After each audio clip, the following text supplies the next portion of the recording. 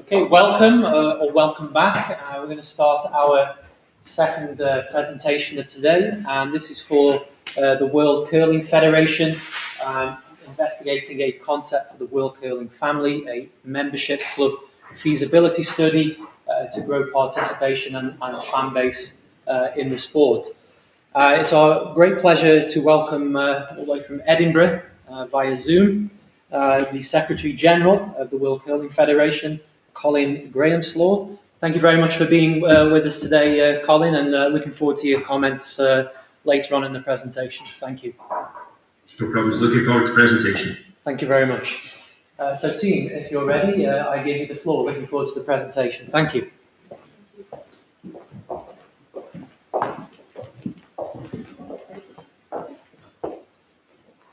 Global warming is changing the winter sports. Federations need to find new ways to invest, because the investment from outside are decreasing. This is our work, and welcome everybody. So the World Curling Family concept is a membership club feasibility study that's going to help the federation to generate new revenues. But first of all, let me introduce you my team. So we have Samira from Afghanistan, Shreyas from India, Gabor from Hungary, and myself, Carlotta, from Italy. So before starting, let's go through a brief introduction and a brief summary of what we're going to cover. So we have an introduction just for you to be with us. Then we go into the membership study with survey and feasibility. Then we start talking about the OTT platforms to go into how we turn the membership study and the OTT platform into a design, to then go into an action plan and arrive to a conclusion. So we focused on two main areas, the OTT and studying what our clients wanted. So the OTT was developed in the following way. We start with research to understand what was around us, and then we start narrowing down the possible choices for the federation, and we arrived to the best fit. And then, in the meantime, we did the membership study. So we started doing some benchmarking on other membership club, and then we used the survey to understand what the population wanted, and then we structured the membership plan. So first of all, the survey.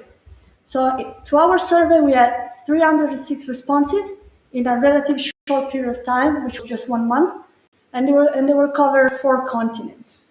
So to understand how we use this, first of all, let's see how we analyze the data.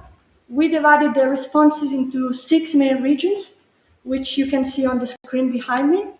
On these, the particular interest is on North America for sure, because it's where Canada is, which is the region and the country with the higher number of participants and people interested in the sport.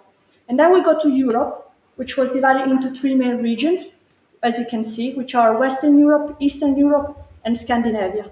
The reason behind this is because Western Europe is where the sport is already known, and so people are already aware of curling. Eastern Europe was because it's smaller countries with a little interest in the sport but can be exploited. And then Scandinavia is because the countries there are more into winter sport than the rest of Europe. Here on the screen you cannot see South America, even if we got 3 responses from there, but they were too little to make a study case on that. Then, what are the main findings and takeaway from this? So, first of all, community and family is key from curling fans.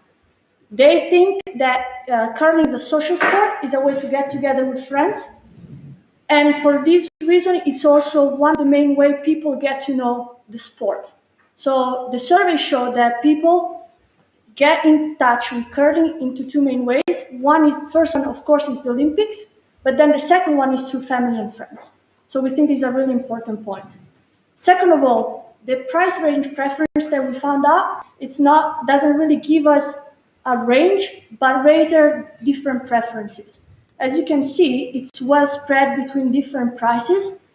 In particular, this is true in North America, and as we said, this is the most interesting region. So for this reason, we opted for a 3-tier membership plan, which is going to allow to have the highest number of participants. Lastly, streaming is priority. So the population wants to see live content and archived content. And for this reason, we decided to dive into the OTT panorama and to include it into the membership plan. All the activities listed are going to be part of it, apart from the virtual contents in game, because those are not important. So since OTT is this important, let's go through it with Gabor and see what we found out about it. Thank you, Carlotta. So what is an OTT? So basically it's an online media service directly offered to consumers who are, in our case, sports fans. And OTT bypasses cable, broadcast, and satellite television. So it's used to live stream events and watch archived video content. But why of an interest for such a federation to have their own OTT platform? So as of today, they have their content on YouTube, where they have more than 77,000 subscribers with 23 million views. But due to music rights, they are not able to monetize their content. And by moving their content to their bespoke OTT platform, they would have the opportunity and the possibility to monetize their content, generate revenue, and ultimately to create a stronger fan base. And in terms of the current landscape, there are many big players who are heavily investing in creating and maintaining their OTT platform, such as Disney Plus, HBO Go, and one of the biggest one is Netflix and Amazon. And in the sports world, there is NBA, NHL, NFL, FIFA, EPCR, who are also spending millions or tens of millions of dollars in creating content and monetizing it. And in terms of the global sports streaming rights, according to PwC, last year it was $48 billion, which might be higher than normal due to the COVID global pandemic. And according to their projection, within the next 3 years, it will be about $85 billion, meaning there is a huge market out there, and World Curling Federation would have the opportunity to get a smaller size of this big cake. And when we were looking at companies offering OTT solutions, we came down to these two, StreamAMG and Vimeo OTT, having criteria in mind, such as to be able to live stream events, watch archive video content, to be able to easily set up the platform so you don't have to hold a master's degree in sports in computer science from EPFL, to have a dedicated support team, which in case during live events and watching these on-demand video content, the fans could turn to someone and their problems would be immediately resolved. To have a payment system in place, and last but not least, one of the most important one was price. And our recommendation is Vimeo, as they were fulfilling all of these criteria. It's really easy to schedule your future events, really easy to organize your archived video content. There is a payment system in place where you can set up multiple currencies, and it's possible to view it on any device. And last but not least, it's coming with an affordable price. And with that being said, I now would like to pass the floor to Shreyas. Thank you, Gabor. So as Carlotta mentioned, we're proposing a 3-tier membership plan. And the idea is that we want to have a maximum capture for all members. And also we believe through the base, premium, and premium plus plan, we're offering value to each and every one. Again, like we mentioned with Carlotta, from our survey, we asked how much would they be willing to pay on a monthly basis. And it was €5 per month, or in the base plan, €60 per year. Similarly, €10 per month becomes €120 per year. And the premium plus from €15 a month becomes €180 a year. Now, from a revenue perspective, it makes sense for the federation to build on an annual system rather than a monthly system. And like we covered with Gabor, that there's an increasing usage in terms of OTT, and also one of the highest ranked benefits from our survey in terms of activities was online content. So we wanted to start with the base and simply give them access to online content that is OTT in terms of live streaming of games, archive content, and documentaries. In terms of the premium plan, the idea is to give them access to, in addition to online content, give them access to community get-togethers and volunteering opportunities. And this is leveraging on the fact that curling as a sport is very community-based. And finally, our flagship, which is the Premium Plus, in addition to the previous two benefits, we also have discounts on merchandise as well as discounts on the World Curling Academy. Now, to give you an idea in terms of how much a regular OTT subscription costs, take for example Netflix in Switzerland, it ranges per month between 12 and 22 francs. Finally, in terms of feasibility, what you see on the left is costs in terms of a pie chart, and on the right, you see a revenue estimation exercise in terms of a break-even analysis in the table. Now, in terms of costs, the majority of our IT requirements is split between OTT and the website.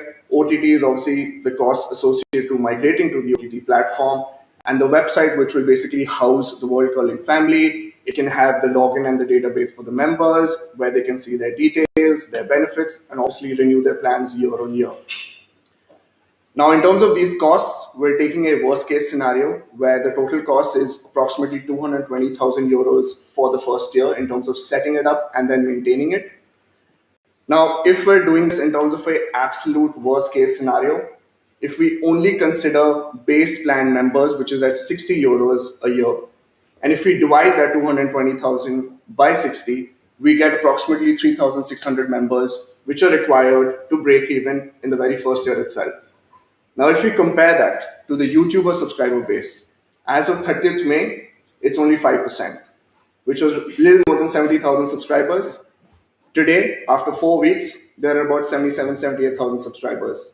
So fair to say, breaking even is very, very much achievable in the first year itself. Now, how does the Federation translate that into action? We have a 4-step basis, the pilot phase being first, a pre-launch, then the soft launch, and then finally running up to the Winter Olympics. In terms of the pilot phase, they can test and trial it in popular regions like we mentioned before, North America, Western Europe and Scandinavia, and also Asia in terms of China and Japan. And the idea is to collect feedback from this existing curling community where they already have access to infrastructure, they're already active. And if the Federation can create a feedback mechanism to collect and gauge responses, then they can build and explore and expand on further benefits. So how does the Federation do that? 1, they need to create awareness. 2, they need to build hype. They already have a significant following on social media. At the same time, they also have a large database, so they can talk about the news and the announcement of this World Curling family through this, and they can tease it. And obviously, to supplement the large YouTuber subscriber base, even online content can be made in terms of building up the hype for the announcement of this family. In terms of the soft launch, our focus is youth. So if you capture the interest and attention of young people, probably they'll be fans for life. And to foster their competitive spirit, we can have youth tournaments. We can even partner with schools to make it a part of the curriculum. And even we, as part of AISTS, we got to experience curling. And even though we had slips and falls, we still had a blast. And finally, branded merchandise. So it's always nice to show love for your sport. We've been seeing flags and jerseys thanks to Euro 2020. And I was supposed to say Switzerland had a good run, but congratulations to Switzerland for one of the best matches in Euro 2020, beating the 2018 World Cup champions. And we're suggesting the same thing for this family. We believe that every member should have a welcome pack where they have, a T-shirt, a beanie, maybe a mug to show their love for the support, to show the love for the sport, and also be part of their community. And then finally, running up to the Olympics. So in terms of a timeline, we're trying to work backwards. So if the Winter Olympics in Beijing is coming up in a little more than 7 months in February, ideally 2 months before is when they should have the soft launch. 3 months before that, which is the last quarter of 2021, they can have the pre-launch. And then a month before that, they can start the pilot. However, obviously that seems a little too soon, but they can still build a foundation, figure out the kinks, do their testing, and then obviously working up to Milano Cortina in 2026 is where they can really go big and go home. And finally, to conclude, we have Samira. Thank you. Well, to summarize, we know streaming content is the most valued benefit in the membership plan according to the responses we receive. And at the same time, it's the most expensive and costly part. But as we mentioned earlier, it's the IF's priority. And luckily, because since the demanded content and activities already exist, so the cost is minimal. And also, we believe by including the OTT as part of the membership plan, there will be synergies in revenue stream and potential and also recovering costs. Lastly, and finally, because of the moment we live in, the virtual life, the digitized era, there will be greater demand in digital content. And the good news is, by the upcoming Winter Olympic Games in Beijing 2022, the momentum is with us, and we believe the world calling family concept can be a great success. Last but not the least, we take this opportunity to thank both our esteemed client, World Calling Federation, and specifically Mr. Colin Graham, and also the AISTS for providing us this opportunity to work on this project, and specifically Mr. Michael Broadley. He helped a lot. So yeah, we thank you everybody for your time and attention. And now the floor is open for your comments and questions. Thank you.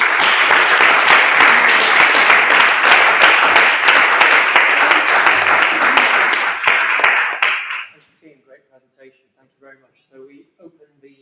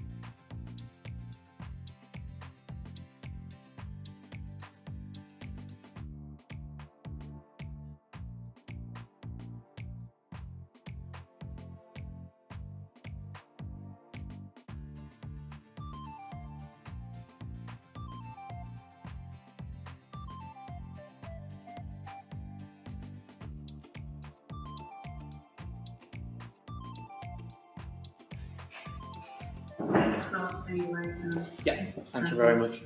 Okay, welcome back, everybody. This is the seventh presentation and the final presentation for 2021, and it's for the client World Athletics, designing an athletics geek bot.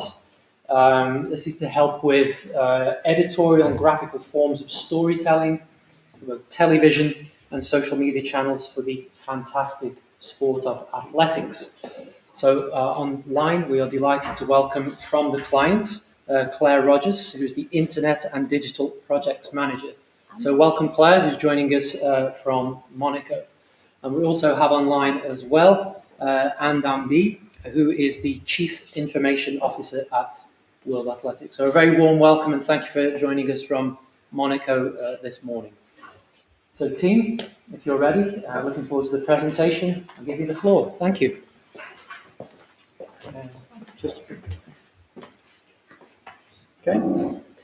Okay, thank you all for being here today with us. It's with great pleasure that we are ending this year's presentation for AISTS. Without no further along, I just want to make you all a question in the room. Who here knows Ryan Crossman? If you know him, raise your hand. Unfortunately, we have 3 people that know him, meaning a lot less than 50%. Well, Ryan Crosser, 2 weeks ago, he established a new world record for the set shot with 23.37 meters. The last record was set in 1990. It's amazing, huh? And even though it's amazing, only 3 people in the room knew him. And that's an issue, because in the end of the day, our idea and the problem that we are trying to resolve is that in the future, you, the fans, you potentially broadcasters, and for the athletes to get better know who is playing in the field of play. So today, that's my objective. I'm Jorge Souza from Portugal. With me, we have Kaushik Turlapati from India, Ludovica Massa from Italy, and Runchu Chia from China. And without no further along, we will start by looking to the problem statement, and then we'll take a deeper look into the methodology before I pass the word to my colleagues, and they will go through the following phases of the project. So, first things first, what's the problem that we're trying to resolve? We want everybody in this room to know who Ryan is. And to know who Ryan is, the idea from World Athletics is that they can create, and we can create together with them, a digital commentary agent bot. They call it the Athletics Geek Bot, or as we like to call it, the AGB. And the AGB focus on 3 specific things: engaging with fans, online interactions, and then to provide insightful information about the sport itself.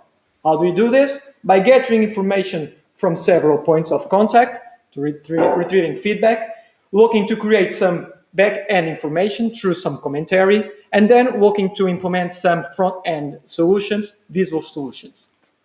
How did we do this? Well, we knew that we had a problem and we had a challenge. So we wanted to integrate the design thinking methodology, but not design thinking methodology, a broad one. We wanted one that focused on 3 different points. First, to retrieve an holistic view of the sport. Secondly, that would promote co-creation among all the parts. And thirdly, because this is a solution for the stakeholders, it should be user-centric. How did we do this? First, we went into what we call Discover the Sports fan base phase, where we looked into surveys, looked into interviews, and we tried to provide some information about the needs, the challenges, potential solutions for the sport and for the AGB. My colleague Ludovica will go through it afterwards. Then we look to shape the AGB's user and persona, going into the persona that will be used in the application, in the solution. That will be with my colleague, Kaushik. He will present to you what we did there. Kaushik will also present to you the way that we program the coding for the AGB, the different algorithms. Before we pass the word to Ronshu, that will explain to you the different solutions that we provide in terms of visualization. Without no further along, I will pass the word to our correspondent, I think nowadays in Frankfurt, Ludovica Massa. Thank you. Good morning and thank you, George. I will now focus on the first step, discovering the sports fan base. Regarding our quantitative analysis, we launched a public online survey with the objective of developing a characterization of World Athletics fan base. Running for a total of 17 days, we retrieved feedback from more than 700 World Athletics followers as we looked to answer 3 questions. Who are the fans? What interests them? And what are their priorities? Among others, we found that sprints, relays, jumps, hard and middle-long distance are the most popular disciplines in athletics. The main age group treated was 25-34, and most respondents labeled themselves as fans, followed by athletes, and lastly professionals. Regarding the respondents' viewing experience preferences, the 21% of users agreed that the most important aspect of the World Athletics event was knowing who is competing and their performance statistics. Other important aspects for the respondents were knowing the real-time comparable with other groups, having access to near to real-time updated statistics of the discipline, knowing who to watch for within the event, and knowing the qualification system. On the project's qualitative research, we ran a series of interviews with 7 of World Athletics stakeholders. We gridded the interviews around the topics listed in the slide, so World Athletics engagement bit, World Athletics value and differentiation factors, stakeholders' project expectations, and potential solutions. On the first topic, we found that there is a need to reach the fans who may engage with other sports. Through clear communication channels, which World Athletics currently lacks, according to some interviews. The sport struggles to create stars and to present easy and digestible data to athletics fans and not just to athletics experts or the art fans. As for the values and differentiation factors, although World Athletics has the power to inspire and show how the world of sport is accessible to all, it is difficult for users to follow up on the sport as basic information, as where to watch is not easily perceived. Casual fans only seem to be triggered in rare cases when larger-than-life athletes like Usain Bolt are involved. Regarding the project expectations, interviews expected it will help to increase the number of people following athletics, as there is a need to make the sport more accessible to casual fans, telling them engaging stories and capturing their imagination.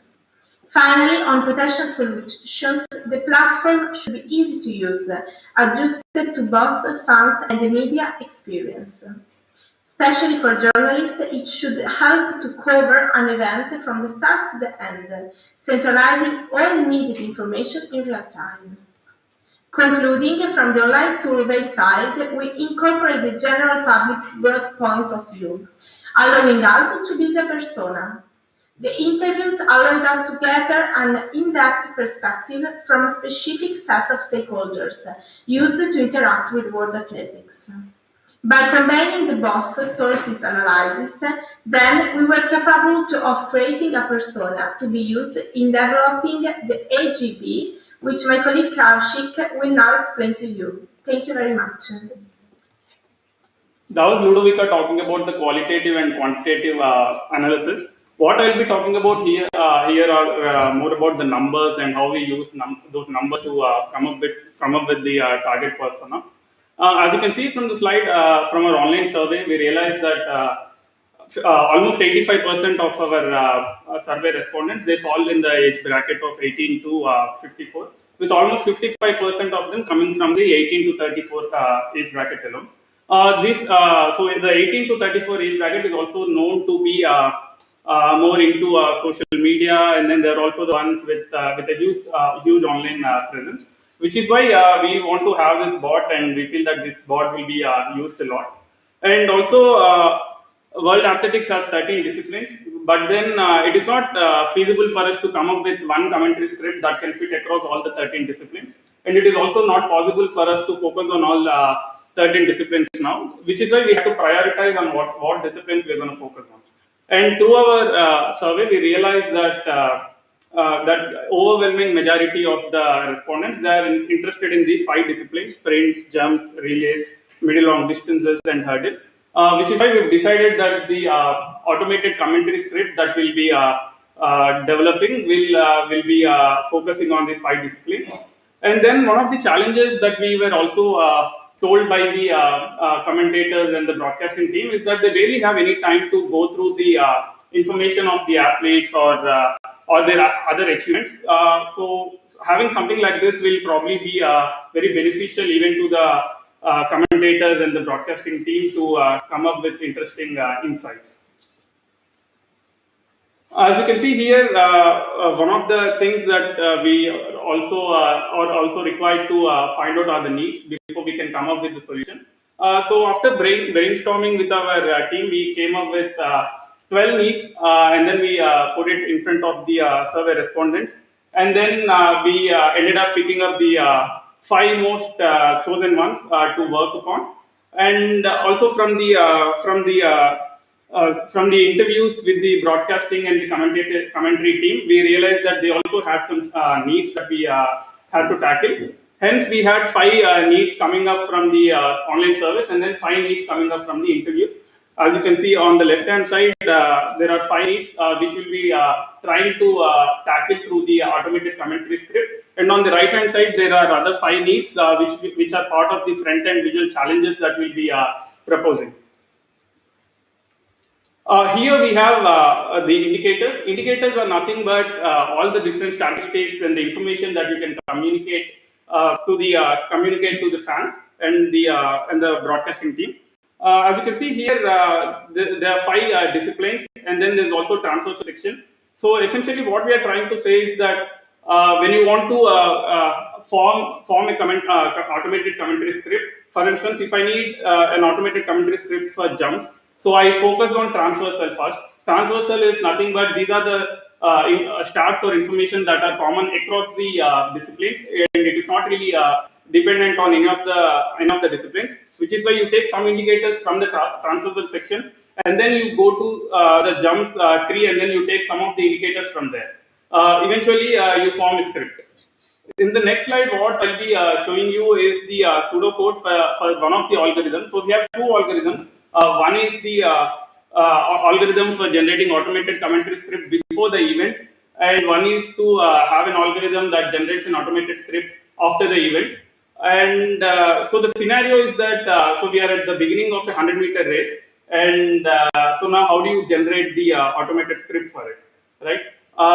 And also one more thing is that the pseudocode that I'll be showing you is just a part of the entire code. It is not the entire code. It is difficult for us to show you the whole code because it's very big. So what we try to do here is that we take a very small code block, and then we show you that, and we then show you the final result.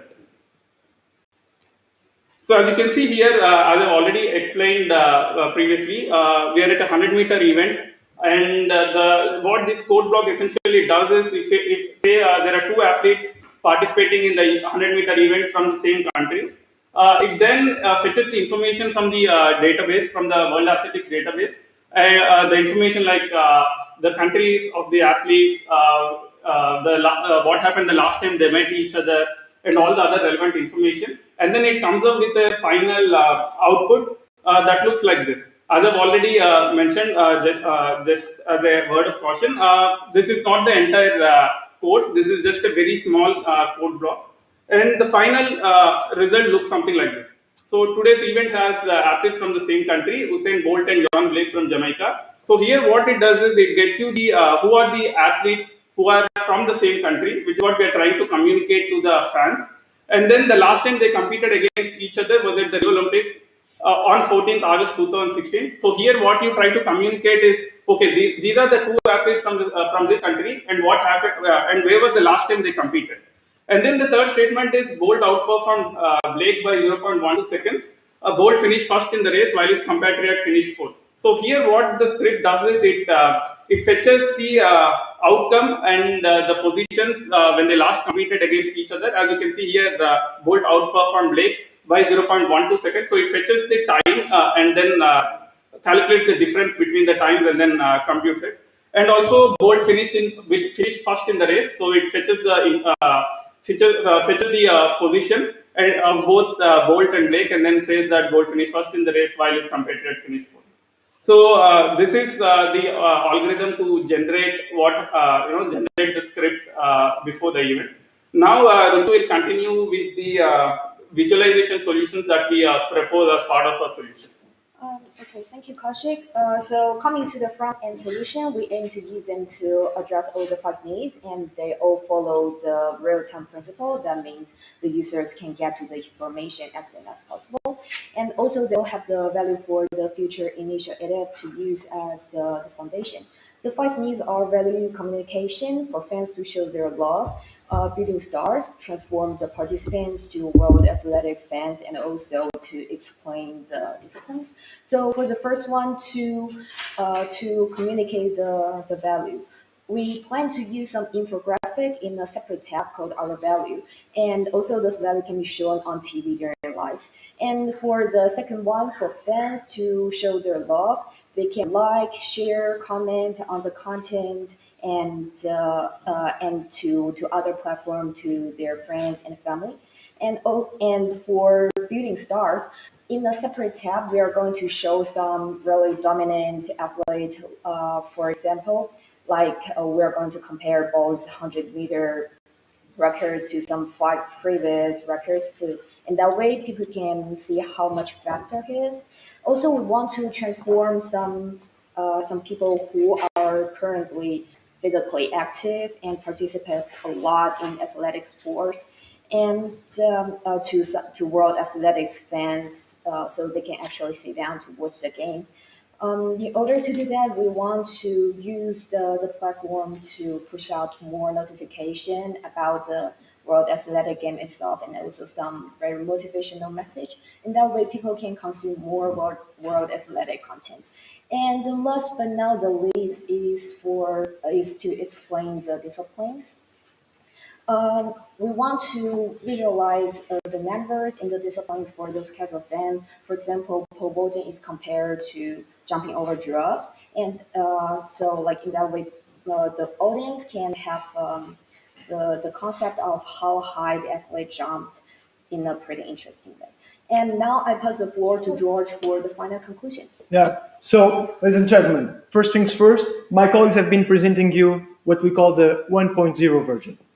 We already started to think about the 2.0. There's no time to waste. So, first things first, needs and preferences. They need to continue on to be reevaluated, reassessed. So, we need to continue on this type of work. Another thing, we only interviewed 7 people from the World Athletics. Next step, we need to interview more people. And not people only from the World Athletics, but people from other federations. We want to hear from athletes. We want to hear from the coaches. We want to hear from the medical staff. We want to hear from everybody that can potentially give us some plus information. Third thing, we only focus on 5 disciplines. Next stage, focus on the rest of them. And try to build on new stars also from those sports, from those disciplines. Then, 145 indicators. Is it enough? Those are almost only focused on athletes. Next stage, let's move into events. Let's move into medicals. Let's try to integrate the more information that we can to provide even more rich algorithms for everybody. And then, last one, if you are implementing a solution, you need to evaluate it. And that's the other part that we are proposing, to have an evaluation framework, to develop some KPIs, to see if effectively this platform, this solution is being successful or not. So, let's wrap up with 6 important points. First one, the sport of athletics is heterogeneous. It's an entire monster in the world of sports. We are speaking about people running, people jumping, people throwing things. So it's important to understand that there are different audiences here. It's also important to understand that for each of these audiences, there is a need to prioritize their needs. Also, as I told, 145 indicators that we use in this first stage. Let's move on. Let's continue to develop more algorithms.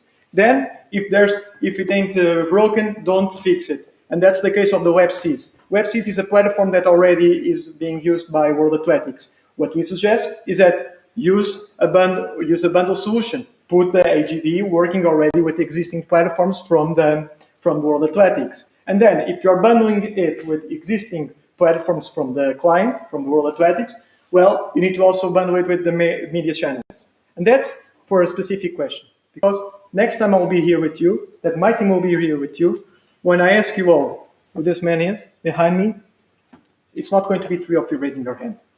I want to see at least 60%. And those that don't raise your hand, you know straight away where you need to go to learn about the sport, the AGB.